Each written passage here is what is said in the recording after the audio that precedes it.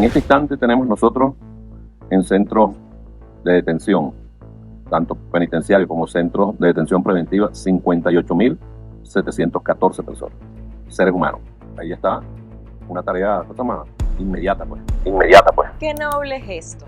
Después de años encerrando personas sin sentencia, ahora descubren que existe algo llamado debido proceso, como si el colapso del sistema penitenciario venezolano hubiera aparecido por generación espontánea y no fuera el resultado de años de abandono, corrupción, impunidad y negligencia institucional.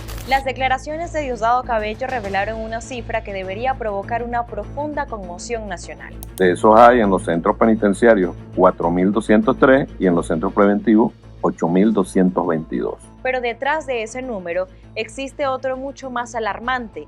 12.425 personas tienen más de 2 años detenidas sin sentencia. Más de 12.000 personas atrapadas en una especie de limbo judicial donde el tiempo parece haberse detenido y donde las garantías constitucionales se convierten en una promesa vacía.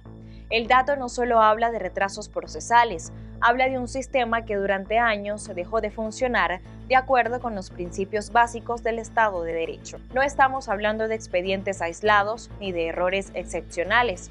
Estamos hablando de miles de casos acumulados bajo la supervisión de instituciones que durante años prometieron reformas, transformación y justicia. Lo más sorprendente es que ahora algunos voceros oficiales presentan esa situación como si acabaran de descubrirla. Ahí está una tarea inmediata, pues, revisar eso.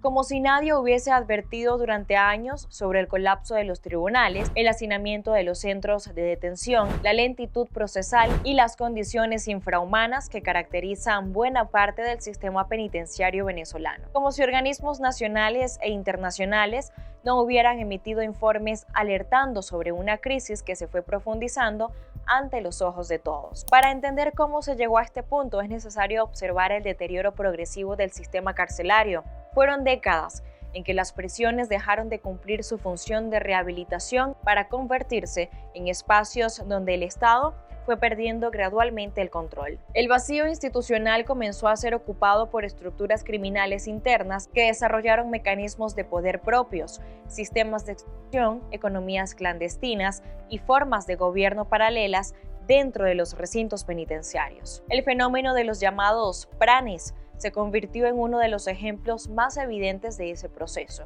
Mientras las autoridades hablaban de control institucional, numerosos centros penitenciarios eran señalados por funcionar bajo esquemas donde líderes criminales ejercían una autoridad que en teoría correspondía exclusivamente al Estado. Se denunciaban cobros ilegales a internos, privilegios para determinados grupos, tráfico de bienes prohibidos y estructuras organizadas que operaban desde el interior de las cárceles. La pregunta que surge es, ¿cómo fue posible que estas estructuras crecieran durante años? La respuesta apunta directamente a la responsabilidad institucional. Ninguna organización criminal adquiere semejante nivel de influencia dentro de una prisión sin la existencia de fallas graves en los mecanismos de supervisión, control y administración. Cuando las cárceles se convierten en territorios donde las reglas oficiales pierden fuerza, el problema ya no es únicamente criminal, es político e institucional.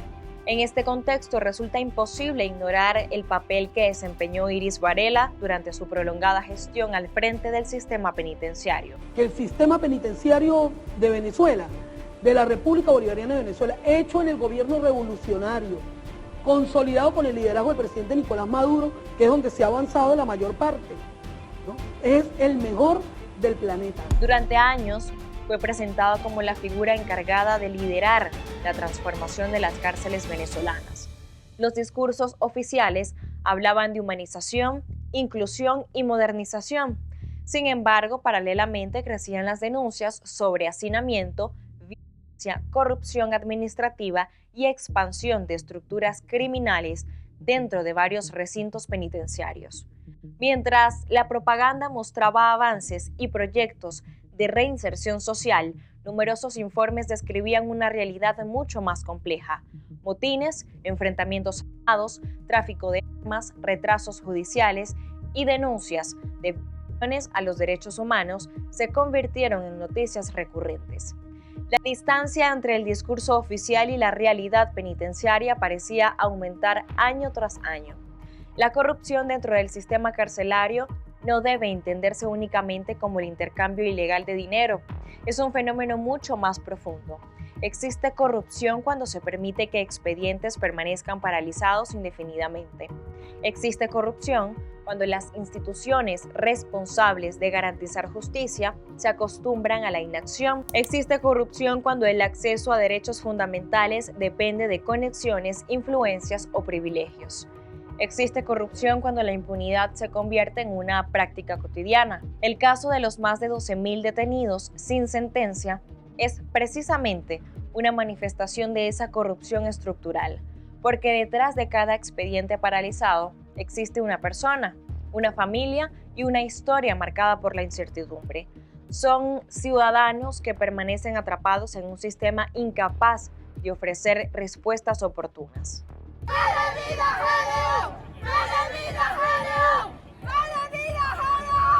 Son individuos cuya situación jurídica sigue sin resolverse mientras los años continúan acumulándose.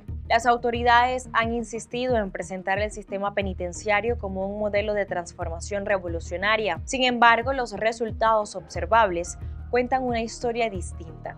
El contraste entre las promesas y la realidad se volvió imposible de ocultar.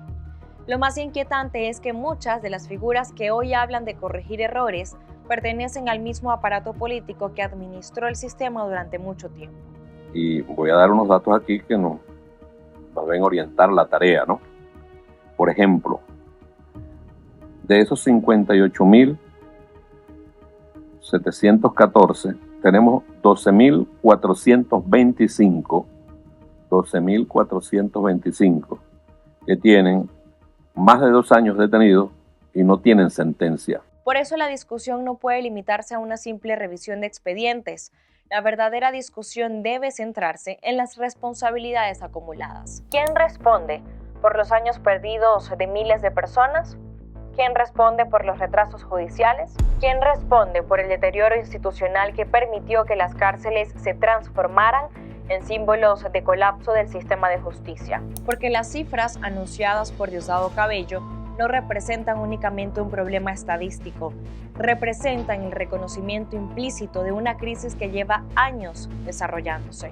Son la evidencia de que algo dejó de funcionar hace mucho tiempo. Son la confirmación de que las promesas de reforma no lograron evitar el deterioro progresivo de las instituciones encargadas de administrar justicia. Soy Génesis Pérez y esto fue Venezuela en Profundidad.